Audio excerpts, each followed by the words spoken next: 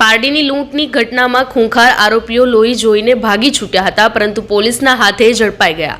પારડી તાલુકાના મોટા વાઘછીપા ગામમાં લૂંટ કરવા આવેલા ખૂંખાર આરોપીઓના સાથી આધેડને ચપ્પુ લાગી જતા ઘર લોહી લુહાણ થઈ ગયું હતું, જે જોઈને આરોપીઓ પકડાઈ જવાના ડરથી ભાગી છૂટ્યા હતા, જેમાં પોલીસે 8 જેટલા આરોપીની ધરપકડ કરી છે। વકીલના ઘરે 2 દિવસ અગાઉ ઇકો કાર નંબર MH04HX 9977 8 જેટલા ઈસમો વકીલના ઘરે લૂંટ કરવા માટે આવ્યા હતા અને તેઓએ લૂંટને અંજામ આપવાનું ચાલુ પણ કરી દીધું હતું। ત્યારે આધેડ મહિલાને બંધક બનાવી હતી, ત્યારે મહિલાએ બૂમાબૂમ કરતા જેમાં એક લૂંટારા યુવાને મહિલાને હાથ પર ચપ્પુ મારી દેતા આખા ઘરમાં લોહી લુહાણ થઈ ગયું હતું।